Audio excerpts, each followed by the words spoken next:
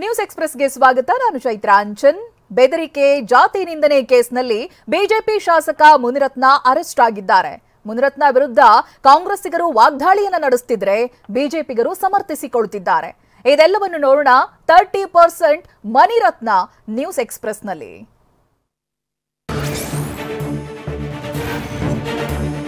ಬೆದರಿಕೆ ಜಾತಿ ನಿಂದನೆ ಕೇಸ್ನಲ್ಲಿ ಶಾಸಕ ಮುನಿರತ್ನ ಅರೆಸ್ಟ್ ಆಗಿದ್ದು 2 ದಿನ ಪೊಲೀಸ್ ಕಸ್ಟಡಿಗೆ ನೀಡಿ ಜಡ್ಜ್ ಆದೇಶಿಸಿದ್ದಾರೆ.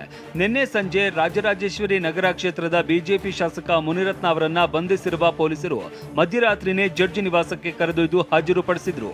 1 ವಾರ ಕಸ್ಟಡಿಗೆ ಒಪ್ಪಿಸುವಂತೆ ಮನವಿ ಮಾಡಿದ್ರು. ಆದರೆ 2 ದಿನ ಕಸ್ಟಡಿಗೆ ನೀಡಿ ಜಡ್ಜ್ ಆದೇಶಿಸಿದ್ದಾರೆ.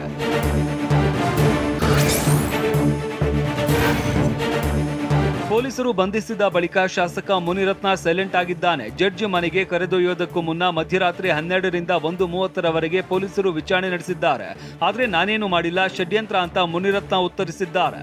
ಜಡ್ಜ್ ಮನೆಗೆ ಕರೆದೊಯ್ಯುವಾಗಲೂ ಮಂಕಾಗಿದ್ದ ಮುನಿರತ್ನ ರಾತ್ರಿ ಇಡೀ ನಿದ್ರೆ ಮಾಡದೆ ಗಾಢ ಯೋಚನೆಯಲ್ಲಿ ಜಾರಿದ್ರು.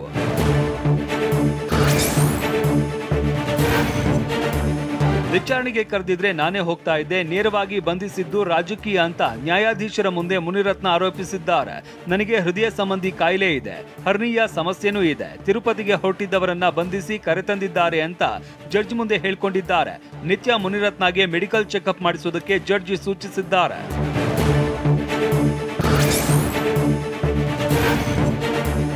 ಮುನಿರತ್ನ ವಿರುದ್ಧ ಜಾತಿ ನಿಂದನೆ, ಜೀವ ಬೆದರಿಕೆ ಕೇಸ್ ಸಂಬಂಧ ಪೊಲೀಸರು ಮುನಿರತ್ನ ಆಡಿಯೋ ಸ್ಯಾಂಪಲ್ ಸಂಗ್ರಹಿಸಿದ್ದಾರೆ. ಬಳಿಕ ಧ್ವನಿ ಪರೀಕ್ಷೆಗಾಗಿ ಆಡಿಯೋ ಸ್ಯಾಂಪಲ್ ಅನ್ನ FSLಗೆ ರವಾನಿಸಲಿದ್ದಾರೆ. ಮುನಿರತ್ನ ಜೊತೆ ಚೆಲುವರಾಜ್ ಧ್ವನಿ ಕೂಡ ಸಂಗ್ರಹಿಸಿ ಇಬ್ಬರ ಧ್ವನಿ ಮಾದರಿ ಬಗ್ಗೆ ಪೊಲೀಸರು ವರದಿ ಪಡೆಯಲಿದ್ದಾರೆ. ವೈರಲ್ ಆಡಿಯೋದಲ್ಲಿ ಇರುವ ಧ್ವನಿ ಯಾರದ್ದು ಅಂತ ಇಬ್ಬರ ಧ್ವನಿ ಮತ್ತು ಆಡಿಯೋ ಜೊತೆಗೆ ಹೋಲಿಕೆ ಮಾಡಿ FSL ತಜ್ಞರು ವರದಿ ನೀಡಲಿದ್ದಾರೆ. ಅದಕ್ಕೇನೆ ಈಗ ಅವ್ರನ್ನ ಅರೆಸ್ಟ್ ಮಾಡಿ ಈಗ FSLಗೆ ಅವರ ವಾಯ್ಸು ಅವ್ರದ್ದೇನೋ ಅಲ್ವೋ ಅದೆಲ್ಲ ನೋಡ್ಬೇಕಲ್ಲ, ಅದೆಲ್ಲ ನೋಡ್ತಾರೆ. ಕಾನೂನು ಚೌಕಟ್ಟಿನಲ್ಲಿ ತನಿಖೆ ಆಗಲಿ ಅಂತ ಮಾಜಿ ಸಚಿವ ಅಶ್ವಥ್ ನಾರಾಯಣ್ ಹೇಳಿದ್ದಾರೆ. ಅಲ್ಲದೆ DK ಸಹೋದರರ ಕಡೆ ಬೊಟ್ಟು ಮಾಡಿದ್ದಾರೆ. ಪ್ರಕರಣದ ಹಿಂದೆ DK ಬ್ರದರ್ಸ್ ಇರೋದಾಗಿ ಆರೋಪಿಸಿದ್ದಾರೆ. ಈತ DK ಸಹೋದರರನ್ನ ಟಾರ್ಗೆಟ್ ಮಾಡಲಾಗ್ತಾ ಇದೆ ಅಂತ ಸುರೇಶ್ ಕೆಂಡ ಕಾರಿದ್ದಾರೆ. ನಿಮ್ದೊಂದು ಸರ್ಕಾರನೇನ್ರಿ, ನಾಚಿಕೆ ಆಗ್ಬೇಕು ನಿಮಗೆ. ಇನ್ಯಾರು ಇರ್ತಾರೆ, ಇನ್ಯಾರು ಇರ್ಲಿಕ್ಕೆ ಸಾಧ್ಯ? ಏನು ತೊಂದರೆ ಏನಿಲ್ಲ, ಏನು ರಾಜಕೀಯದಲ್ಲಿ ಇವೆಲ್ಲ ಇದ್ದೇ ಇರುತ್ತೆ. ಏನೇ ಮಾಡಿದ್ರು DK ಬ್ರದರ್ಸ್ನೇ ಟಾರ್ಗೆಟ್ ಮಾಡಬೇಕು ಅನ್ನೋಂಥ ಹುನ್ನಾರಗಳನ್ನು ಎಲ್ಲರೂ ಕೂಡ ಅಜೆಂಡಾವನ್ನು ಇಟ್ಕೊಂಡಿದ್ದಾರೆ. ಅದು ಸರಿನಾ ತಪ್ಪ, ಅವ್ರ ರಾಜಕೀಯ ಬೆಳವಣಿಗೆಗೆ ಅದು ಅವ್ರಿಗೆ ಬಿಟ್ಟಿದ್ದು. ಒಬ್ಬ ಶಾಸಕರು ಅವರ ಬ್ಯಾಕ್ಗ್ರೌಂಡ್ ಎಲ್ಲ ನನಗೆ ಗೊತ್ತು, ನಿಮಗೂ ಗೊತ್ತು ಅಂತ ಮುನಿರತ್ನ ವಿರುದ್ಧ ಸಚಿವ ಚೆಲುವರಾಯಸ್ವಾಮಿ ವಾಗ್ದಾಳಿ ನಡೆಸಿದ್ದಾರೆ. ಡೆಮಾಕ್ರಸಿಯಲ್ಲಿ ಶಾಸಕರು ಶಾಸಕರಂತೆ ಇರಬೇಕು, ಹಿನ್ನೆಲೆ ಸರಿಯಿಲ್ಲ ಅಂದ್ರೆ ಅವರು ಸರಿಯಿಲ್ಲ ಅಂತ ಹೇಳೋಕ್ಕಾಗಲ್ಲ ಎಂದಿದ್ದಾರೆ. ಮತ್ತೊಂದೆಡೆ ಸಚಿವ ಮಧು ಬಂಗಾರಪ್ಪ ಮಾತನಾಡಿ ಕಾನೂನಿದೆ ಅನ್ನೋದಕ್ಕೆ ಉದಾಹರಣೆ ಎಂದಿದ್ದಾರೆ. ಒಬ್ಬ ಶಾಸಕರು ಗೊತ್ತು, ಅವರ ಬ್ಯಾಕ್ಗ್ರೌಂಡ್ ಎಲ್ಲ ನಿಮಗೂ ಗೊತ್ತು, ನಮಗೂ ಗೊತ್ತು. ಏನೂ ಮಾಡೋಕ್ಕಾಗಲ್ಲ. ಡೆಮಾಕ್ರಸಿನಲ್ಲಿ ಶಾಸಕರಾದವರು ಶಾಸಕರು ಅಂತಲೇ ಹೇಳಬೇಕಾಗುತ್ತೆ. ನಾವು ಅವ್ರ ಬ್ಯಾಕ್ಗ್ರೌಂಡ್ ಸರಿ ಇಲ್ಲ ಅಂದರೆ ಅವ್ರು ಸರಿ ಇಲ್ಲ ಅಂತ ಹೇಳೋಕ್ಕಾಗಲ್ಲ. ಸೊ ಇದು ಯಾರಿಗೂ ಶೋಭೆ ತರುವಂಥ ವಿಚಾರ ಅಲ್ಲ. ಯಾವ ಜನಪ್ರತಿನಿಧಿಗಳು ಈ ಥರ ನಡ್ಕೋಬಾರ್ದು. ಅದು ಕಾನೂನಾತ್ಮಕವಾಗಿ, ಕಾನೂನು ಬಾಹಿರವಾಗಿ ಕೆಲವು ಹೇಳಿಕೆಗಳನ್ನು ಮತ್ತು ಚಟುವಟಿಕೆಗಳನ್ನು ನೋಡಿದಾಗ ನಮ್ಮ ದೇಶದಲ್ಲಿ ಕಾನೂನಿದೆ ಅನ್ನೋದಕ್ಕೆ ಇದೊಂದು ಉದಾಹರಣೆ. ಶಾಸಕರಿರ್ಬೋದು, ಮಂತ್ರಿಯರು ಇರ್ಬೋದು, ಯಾರೇ ಇರ್ಬೋದು, ಆ ಕಾನೂನಲ್ಲಿ ಏನು ಹೇಳಿರುತ್ತೆ ಅದನ್ನು ಮಾಡ್ತಕ್ಕಂಥ ಕೆಲಸವನ್ನು ಮಾನ್ಯ ಸಿದ್ದರಾಮಯ್ಯವರು ನೇತೃತ್ವದಲ್ಲಿ ಇಲ್ಲಿ ನಡೀತದೆ. ಅದು ಒಳ್ಳೆಯ ರೀತಿಯಲ್ಲಿ ಆಗ್ತದೆ. ಏನಿದೆಯೋ ನನಗೆ ಗೊತ್ತಿಲ್ಲ, ನಕಲಿ ಆಡಿಯೋಗಳನ್ನ ಸೃಷ್ಟಿಸ್ತಾರೆ ಅಂತ ಬಿಜೆಪಿ ಶಾಸಕ ಬಸನಗೌಡ ಪಾಟೀಲ್ ಯತ್ನಾಳ್ ಹೇಳಿದ್ದಾರೆ. ಈ ಬಗ್ಗೆ ಮಾತನಾಡಿದ ಯತ್ನಾಳ್, ಹಾಸ್ಯ ಕಲಾವಿದ ಒಬ್ಬ ಇದ್ದಾನೆ, ಎಷ್ಟು ಚಂದ ಮಿಮಿಕ್ರಿ ಮಾಡ್ತಾನೆ ಅಂತಂದ್ರು. ಈತ ಸಚಿವ ಭೈರತಿ ಸುರೇಶ್ ಮಾತನಾಡಿ, ತಪ್ಪು ಮಾಡಿದವರು ಶಿಕ್ಷೆ ಅನುಭವಿಸಬೇಕು, ಮುನಿರತ್ನ ಧ್ವನಿ ಹೌದೋ ಅಲ್ವೋ FSLಗೆ ಕಳುಹಿಸಿ ಪರಿಶೀಲನೆ ನಡೆಸಲಾಗುವುದು ಎಂದಿದ್ದಾರೆ. ಹೌದಲ್ಲ ನೋಡ್ರಿ, ತನಿಖೆ ಆಗಬೇಕು. ಯಾವುದೇ ಈಗ ಯಾರು ಬೇಕಾದ್ರೂ ಮಿಮಿಕ್ರಿ ಮಾಡ್ತಾರೆ, ಎಷ್ಟು ಚಂದ ಮಾಡ್ತಾನೆ ನೋಡೋದಿಲ್ಲ. ಮೊನ್ನೆ ನೋಡ್ಲಕತ್ತಿದ್ದೆ, ಶಿವರಾಜ್ ಕುಮಾರ್ದು ಮಾಡ್ತಾನೆ, ಸಿದ್ದರಾಮಯ್ಯರು ಮಾಡ್ತಾನೆ, ದೇವೇಗೌಡರು ಮಾಡ್ತಾನೆ. ಏನು ಮುನಿರತ್ನ ಮಾಡೋದು ಏನು ದೊಡ್ಡ ಮಾತು. ಕಾಂಗ್ರೆಸ್ಗಿಂದ BJPಗೆ ಹೋದ್ರು ಅಂದರೆ ಮುನಿರತ್ನಮ್ಮ ಅವ್ರಿಗೆ ಅವ್ಯಾಚ್ಯ ಶಬ್ದಗಳಿಂದ ದಲಿತರಿಗೆ, ಒಕ್ಕಲಿಗರಿಗೆ ಬೈಯೋಕ್ಕೆ ಕಾಂಗ್ರೆಸ್ ಪಾರ್ಟಿ ಹಿಡಿತಾ? ನಾನ್ಸೆನ್ಸ್ ಇದು. ಯಾರಾದರೂ ಈ ಥರ ಮಾತಾಡಿದರೆ ಅದರಷ್ಟು ನಾನ್ಸೆನ್ಸ್ ಇನ್ಯಾವುದೂ ಇಲ್ಲ. ಅವ್ಯಾಚ್ಯ ಶಬ್ದಗಳಿಂದ ಬೈದು ಡಿಮ್ಯಾಂಡ್ ಮಾಡಿರೋ ದುಡ್ಡು ಯಾರು ತಪ್ಪದು? ಕಾಂಗ್ರೆಸ್ ಪಾರ್ಟಿ ಹೇಳಿತಾ? ಮುಖ್ಯಮಂತ್ರಿಗಳು ಹೇಳಿದ್ರ? ಉಪಮುಖ್ಯಮಂತ್ರಿಗಳು ಹೇಳಿದ್ರ? ಮಾಡಿದ್ದು ಮಾರಾಯ. ಯಾರು ತಪ್ಪು ಮಾಡ್ತಾರೋ ಅವರು ಅದ್ರ ಫಲ ಅನುಭವಿಸ್ಲೇಬೇಕು ಅಷ್ಟೇ. ಮುನಿರತ್ನ ವಿರುದ್ಧ ಕಾಂಗ್ರೆಸ್ ಮಹಿಳಾ ಮಣಿಗಳು ಸಿಡಿದೆದ್ದಿದ್ದಾರೆ. ಕೆಪಿಸಿಸಿ ಕಚೇರಿ ಮುಂಭಾಗದಲ್ಲಿ ಮಹಿಳಾ ಘಟಕ ಪ್ರತಿಭಟನೆ ನಡೆಸಿದ್ದು ಮುನಿರತ್ನ ವಿರುದ್ಧ ಘೋಷಣೆ ಕೂಗಿ ಆಕ್ರೋಶ ಹೊರಹಾಕಿದ್ದಾರೆ. 30% ಮುನಿರತ್ನ ಅಂತ ಘೋಷಣೆ ಕೂಗಿದ್ದಾರೆ. ಸೌಮ್ಯ ರೆಡ್ಡಿ ನೇತೃತ್ವದಲ್ಲಿ ಪ್ರತಿಭಟನೆ ನಡೆದಿದೆ.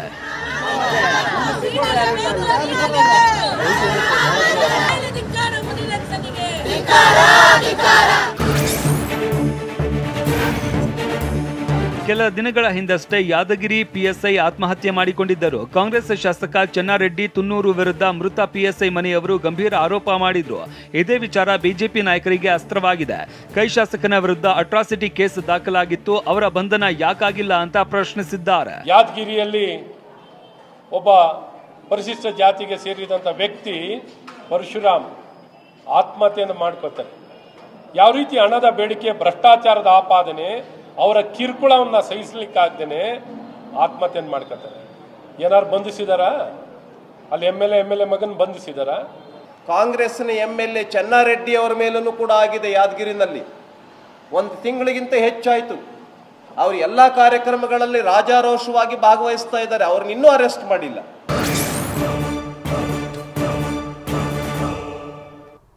ನಾಗಮಂಗಲ ಗಲಭೆಗೆ ನಿಷೇಧಿತ PFI ಕೈವಾಡ ಇದೆ ಅನ್ನೋ ಆರೋಪ ಕೇಳಿಬಂದಿದೆ. ಆದರೆ ಗಲಭೆ ವೇಳೆ ಕೇರಳದವರು ಯಾರೂ ಬಂದ್ ಹೋಗಿಲ್ಲ ಅಂತ ಸಚಿವ ಚಲುವರಾಯಸ್ವಾಮಿ ಹೇಳಿದ್ದಾರೆ. ಮತ್ತೊಂದು ಕಡೆ ಕೈಕಮಲ ನಾಯಕರ ವಾಗ್ಯುದ್ಧವೂ ಶುರುವಾಗಿದೆ. ಇದೆಲ್ಲವನ್ನು ನೋಡೋಣ ಶಾಂತಿ ಮಂಗಲ ನ್ಯೂಸ್ ಎಕ್ಸ್‌ಪ್ರೆಸ್ನಲ್ಲಿ.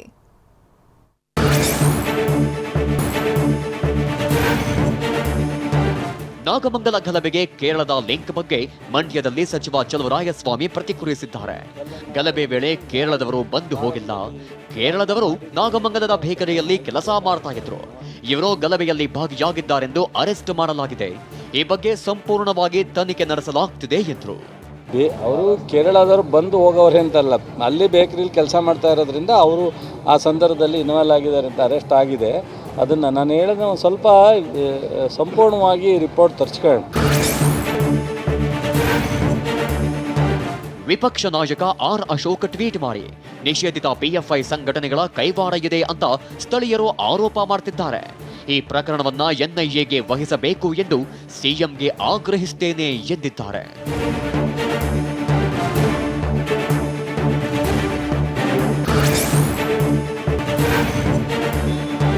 ಬುಧವಾರ ಸಂಜೆ ನಾಗಮಂಗಲದಲ್ಲಿ ಪರಿಸ್ಥಿತಿ ಕೈ ಮೀರಿದ್ದೇ ತಡ ಸೆಕ್ಷನ್ 144 ಜಾರಿ ಮಾಡಲಾಗಿತ್ತು.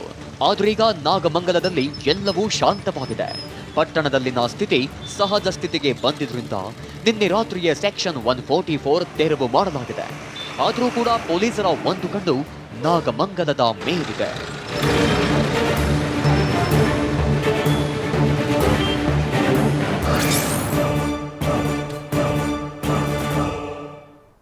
ಬೆನ್ನು ನೋವಾಗ್ತಾ ಇದೆ, ಮೆತ್ತನೆಯ ತಲೆದಿಂಬು ಕೊಡಿ ಅಂತ ದರ್ಶನ್ ಬೇಡಿಕೆ ಇಟ್ಟಿದ್ದಾನೆ. ಆದರೆ ನೀವು ಕೇಳಿದ್ದನ್ನ ಕೊಡೋದಕ್ಕಾಗಲ್ಲ ಅಂತ ಜೈಲಾಧಿಕಾರಿಗಳು ಖಡಕ್ ಆಗಿಯೇ ಹೇಳಿದ್ದಾರೆ. ಅಪರಿಚಿತ ವ್ಯಕ್ತಿಯೊಬ್ಬರು ದಾಸನಿಗೆ ಹನುಮಾನ್ ಚಾಲಿಸ ಕಳಿಸಿದ್ದಾರೆ. ಇದೆಲ್ಲವನ್ನು ನೋಡೋಣ ಸಂಕಷ್ಟ ದರ್ಶನ ನ್ಯೂಸ್ ಎಕ್ಸ್‌ಪ್ರೆಸ್ನಲ್ಲಿ.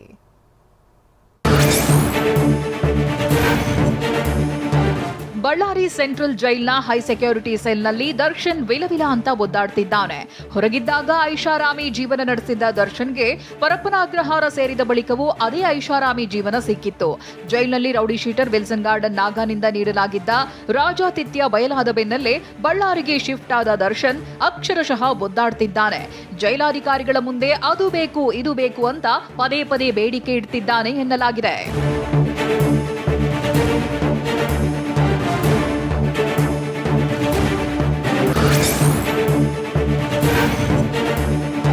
ವಕೀಲರನ್ನ ಭೇಟಿ ಮಾಡಲು ಬಂದಾಗ ಎರಡು ಕೈಯಲ್ಲಿ ಅಸಭ್ಯ ಸನ್ನೆ ಪ್ರದರ್ಶಿಸಿದ್ದ ಪುರ್ಕಿಗೆ ಸದ್ಯ ಕೈನೋವು ಕಾಡ್ತಿದೆಯಂತೆ. ಬೆನ್ನು ನೋವು ಕೂಡ ಜಾಸ್ತಿ ಆಗಿದೆಯಂತೆ. ನೋವು ಜಾಸ್ತಿ ಆಗ್ತಿದ್ದಂತೆ ದರ್ಶನ್ಗೆ ಮೆತ್ತನೆಯ ದಿಂಬಿನ ನೆನಪಾಗಿದೆ. ಕೈ ಬೆನ್ನು ನೋವು, ನನಗೆ ಮೆತ್ತನೆಯ ದಿಂಬು ಕೊಡಿ ಅಂತ ದರ್ಶನ್ ಜೈಲಾಧಿಕಾರಿಗಳ ಮುಂದೆ ಬೇಡಿಕೆ ಇಟ್ಟಿದ್ದಾನೆ.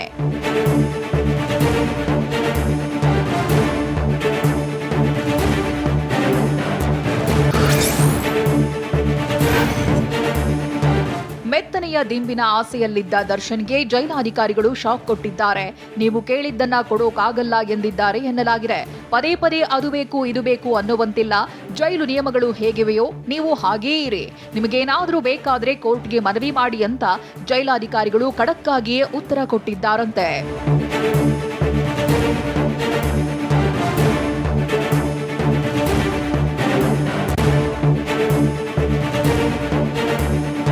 ಇನ್ನು ಬಳ್ಳಾರಿಯ ಜೈಲಿನಲ್ಲಿರುವ ಕೊಲೆ ಆರೋಪಿ ದರ್ಶನ್ಗೆ ಹನುಮಾನ್ ಚಾಲೀಸ ಸಿಕ್ಕಿದೆ.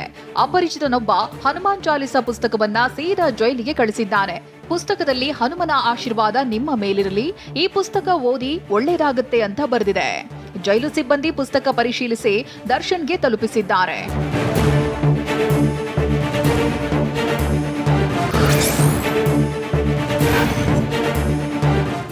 ಸಾಲು ಸರ್ಕಾರಿ ರಜಾಯಿಂದ ದರ್ಶನ್ಗೆ ಬೇಸರವಾಗಿದೆ. 10 ದಿನಗಳಿಂದ ಸೆಲ್ಗೆ ಟಿವಿ ವ್ಯವಸ್ಥೆ ಇಲ್ಲದಿದ್ದರಿಂದ ಟೈಮ್ ಪಾಸ್ ಆಗದೆ ಹೈರಾಣಾಗಿದ್ದಾನೆ. 4 ದಿನಗಳ ಹಿಂದೆ ಟಿವಿ ರಿಪೇರಿಗೆ ಕಳುಹಿಸಿರುವ ಜೈಲಾಧಿಕಾರಿಗಳು ಮಂಗಳವಾರವೇ ಸೆಲ್ಗೆ ಟಿವಿ ನೀಡುವ ಸಾಧ್ಯತೆ ಇದೆ. ಕೋರ್ಟ್ ವಿಚಾರಣೆ ಆರಂಭಕ್ಕೂ ಮುನ್ನ ಜೈಲಾಧಿಕಾರಿಗಳು ದರ್ಶನ್ ಸೆಲ್ಗೆ ಟಿವಿ ಅಳವಡಿಕೆ ಮಾಡಲಿದ್ದಾರೆ.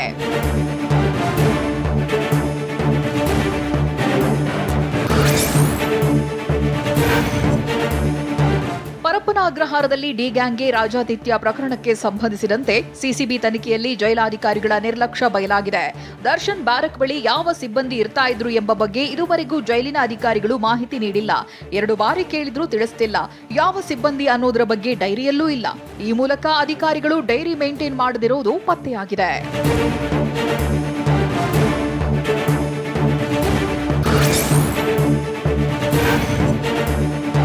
ಈ ವೇಳೆ ದರ್ಶನ್ಗೆ ರಾಜಾತಿಥ್ಯ ನೀಡಿದ್ದ ರೌಡಿ ಶೀಟರ್ ವಿಲ್ಸನ್ ಗಾರ್ಡನ್ ನಾಗನ ಮೊಬೈಲ್ ಸೀಸ್ ಮಾಡಿದ್ದಾರೆ. ಈ ಬಾರಿ ಸಿಸಿಬಿ ಅಧಿಕಾರಿಗಳು ಜೈಲಿನಲ್ಲೇ ಇದ್ದು ಡಾನ್ ರೀತಿ ಮೆರೆತಿದ್ದ ರೌಡಿ ಶೀಟರ್ ವಿಲ್ಸನ್ ಗಾರ್ಡನ್ ನಾಗನ ಜನ್ಮ ಜಾಲಾಡಿದ್ದಾರೆ. ಜೈಲಿನಲ್ಲಿದ್ದುಕೊಂಡೇ ನಾಗ ಹೊರಗಿನವರಿಗೆ ಧಮಕಿ ಹಾಕ್ತಿದ್ದ ಹಿನ್ನೆಲೆಯಲ್ಲಿ ಸಿಸಿಬಿ ಈ ದಾಳಿ ನಡೆಸಿತ್ತು. ಬೆಚ್ಚಿ ಬೀಳಿಸುವ ಅಂಶ ಅಂದ್ರೆ ಈ ಬಾರಿ ದಾಳಿ ವೇಳೆ ಪರಪ್ಪನ ಅಗ್ರಹಾರ ಜೈಲಿನಲ್ಲಿ ಡ್ರಗ್ಸ್ ಪತ್ತೆಯಾಗಿದೆ.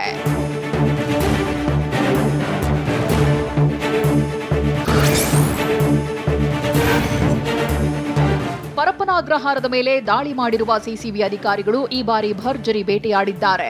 ರೌಡಿ ಶೀಟರ್ ವಿಲ್ಸನ್ ಗಾರ್ಡನ್ ನಾಗ ಸೇರಿದಂತೆ ಸಹಚರರಿಂದ ಸುಮಾರು 18 ಮೊಬೈಲ್ ಫೋನ್ಗಳನ್ನು ಸೀಸ್ ಮಾಡಿದ್ದಾರೆ.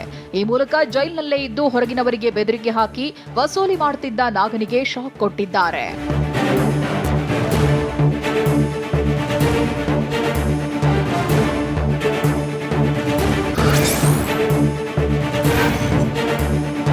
ಉಡುಪಿ ಜಿಲ್ಲೆಯ ಕುಂದಾಪುರ ತಾಲೂಕು ಬಳಕೂರು ಸಾರ್ವಜನಿಕ ಗಣೇಶೋತ್ಸವದಲ್ಲಿ ದರ್ಶನ್ ಕೈದಿ ನಂಬರ್ ವಿಚಾರವಾಗಿ ಗಲಾಟೆ ನಡೆದಿದೆ.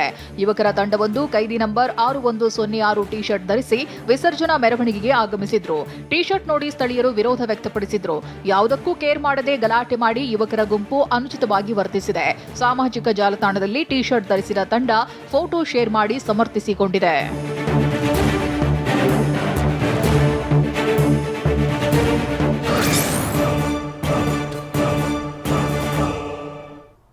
ಹಾಲು ಉತ್ಪಾದಕರ ಸಂಘದ ಸಭೆಯಲ್ಲಿ ಗಲಾಟೆ ನಡೆದಿದ್ದು ಕೈ ಮಿಲಾಯಿಸಿದ್ದಾರೆ. ದೇವನಹಳ್ಳಿ, ರಾಯಚೂರು, ತುಮಕೂರು ಜಿಲ್ಲೆಗಳಲ್ಲಿ ದರೋಡೆ ಪ್ರಕರಣಗಳು ನಡೆದಿವೆ. ಬೆಳಗಾವಿಯ ಮುತ್ನಾಳ ಗ್ರಾಮದಲ್ಲಿ ಅಂತ್ಯ ಸಂಸ್ಕಾರಕ್ಕೆ ಸ್ಮಶಾನ ಭೂಮಿ ಇಲ್ಲದೆ ಗ್ರಾಮಸ್ಥರು ಪ್ರತಿಭಟಿಸಿದ್ದಾರೆ. ಇದೆಲ್ಲವನ್ನು ನೋಡೋಣ ಕರ್ನಾಟಕ ನ್ಯೂಸ್ ಎಕ್ಸ್‌ಪ್ರೆಸ್‌ನಲ್ಲಿ. ಮೈಸೂರು ಜಿಲ್ಲೆ ಹಾಲು ಉತ್ಪಾದಕರ ಸಂಘದ ಸಭೆಯಲ್ಲಿ ಕೈ ಮಿಲಾಯಿಸೋ ಹಂತಕ್ಕೆ ಗಲಾಟೆ ನಡೆದಿದೆ. ಪಿರಿಯಾಪಟ್ಟಣ ತಾಲೂಕು ಬೆಟ್ಟದ ತುಂಗಾ ಹಾಲು ಉತ್ಪಾದಕರ ಸಂಘದ ಸಭೆ ನಡೆಯುವ ವೇಳೆಯೇ ಮೈಮೂಲ್ ಮಾಜಿ ಅಧ್ಯಕ್ಷ ಪ್ರಸನ್ನ ಮತ್ತು ನಾಮನಿರ್ದೇಶನ ಸದಸ್ಯ ಬಿಎ ಪ್ರಕಾಶ್ ಮಧ್ಯೆ ಮಾತಿನ ಚಕಮಕಿ ನಡೆಯಿತು.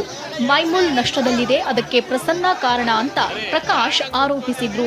ಇದಕ್ಕೆ ವಿರೋಧ ವ್ಯಕ್ತಪಡಿಸಿದ ಪ್ರಸನ್ನ ನಾಮನಿರ್ದೇಶಕರಿಗೆ ಸಭೆಗೆ ಎಂಟ್ರಿ ಇಲ್ಲ ಅಂತ ವಾಕ್ಸಮರ ನಡೆಸಿದ್ರು.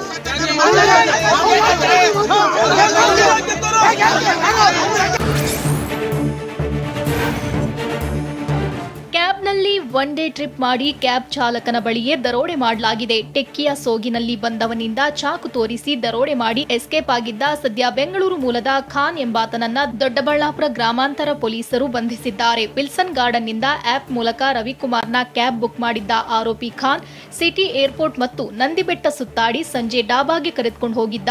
ಬಳಿಕ ಚಾಕು ತೋರಿಸಿ ಹಣ, ಮೊಬೈಲ್ ಮತ್ತು ಅಕೌಂಟ್ನಲ್ಲಿದ್ದ ಹಣದ ಜೊತೆ ಕ್ಯಾಬ್ ಸಹ ಕಿತ್ಕೊಂಡು ಹೋಗಿದ್ದ.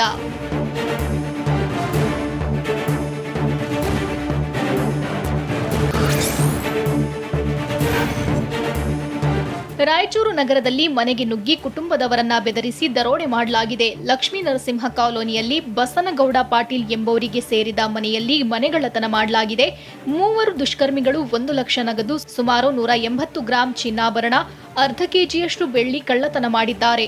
ಅಕ್ಕಪಕ್ಕದ ಮನೆಗಳನ್ನ ಲಾಕ್ ಮಾಡಿ ಕಿಡಿಗೇಡಿಗಳು ಕೃತ್ಯ ಎಸಗಿದ್ದಾರೆ.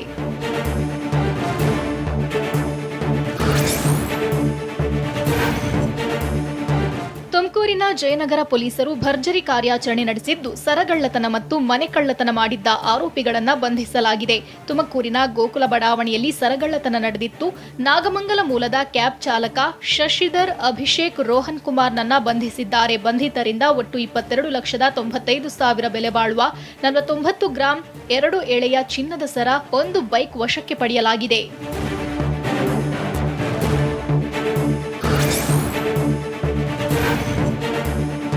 ಸರ್ಕಾರಿ ಶಾಲಾ ಶಿಕ್ಷಕ ಮಕ್ಕಳ ಮೇಲೆ ದೌರ್ಜನ್ಯ ನಡೆಸಿದ್ದು ಬಂಧಿತ ಶಿಕ್ಷಕನನ್ನ ಸೇವೆಯಿಂದ ಅಮಾನತುಗೊಳಿಸಿ ಆದೇಶಿಸಲಾಗಿದೆ. ಬೆಳಗಾವಿ ಜಿಲ್ಲೆ ಚಿಕ್ಕೋಡಿ ಠಾಣಾ ವ್ಯಾಪ್ತಿಯ ಶಾಲೆಯೊಂದರ ಶಿಕ್ಷಕನ ಮೊಬೈಲ್ನಲ್ಲಿ 300ಕ್ಕೂ ಹೆಚ್ಚು ಅಶ್ಲೀಲ ವಿಡಿಯೋಗಳು ಪತ್ತೆಯಾಗಿದ್ವು. ಹೀಗಾಗಿ ಅಮಾನತುಗೊಳಿಸಿ ಚಿಕ್ಕೋಡಿ ಡಿಡಿಪಿಐ ಮೇಕನಮರಡಿ ಆದೇಶಿಸಿದ್ದಾರೆ.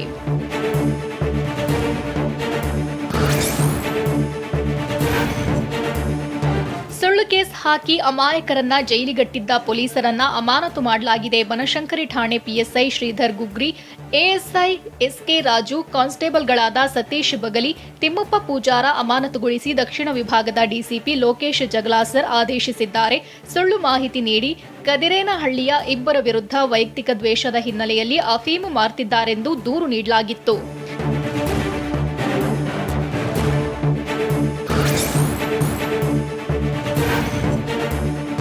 ಚಿಕ್ಕಮಗಳೂರಿನಲ್ಲಿ ಪ್ಯಾಲೆಸ್ತೀನ್ ಧ್ವಜ ಹಿಡಿದು ಬೈಕ್ನಲ್ಲಿ ಕೆಲ ಯುವಕರು ರೌಂಡ್ಸ್ ಹಾಕಿದ್ದಾರೆ. ಅನ್ಯ ಕೋಮಿನ ಯುವಕರ ವಿರುದ್ಧ ಕ್ರಮಕ್ಕೆ ಹಿಂದೂ ಸಂಘಟನೆಗಳು ಒತ್ತಾಯಿಸಿ ಚಿಕ್ಕಮಗಳೂರು ನಗರ ಠಾಣೆ ಮುಂಭಾಗ ಪ್ರತಿಭಟನೆ ನಡೆಸಿದ್ರು. ಈದ್ ಮಿಲಾದ್ ಮೆರವಣಿಗೆ ಸಿದ್ಧತೆ ನಡುವೆ ದುರುಳರು ವಿವಾದ ಸೃಷ್ಟಿಸಿದ್ದಾರೆ.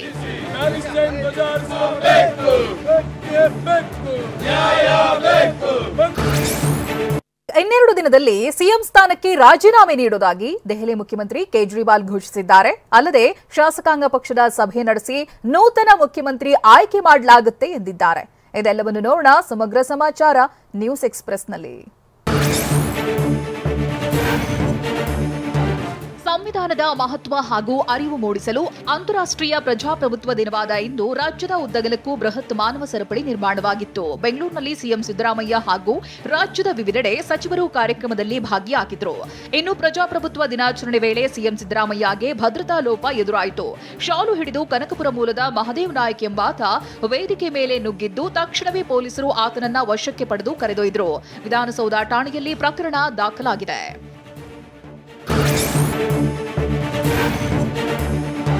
ದೆಹಲಿ ಮುಖ್ಯಮಂತ್ರಿ ಅರವಿಂದ್ ಕೇಜ್ರಿವಾಲ್ ಇನ್ನೆರಡು ದಿನಗಳಲ್ಲಿ ಸಿಎಂ ಸ್ಥಾನಕ್ಕೆ ರಾಜೀನಾಮೆ ನೀಡುವುದಾಗಿ ಘೋಷಿಸಿದ್ದಾರೆ. ದೆಹಲಿಯಲ್ಲಿ ಮಾತನಾಡಿದ ಅವರು, ಕೇಜ್ರಿವಾಲ್ ಪ್ರಾಮಾಣಿಕರಾಗಿದ್ದರೆ ಮತ್ತೆ ಆಪ್ಗೆ ಮತ ಹಾಕಿ.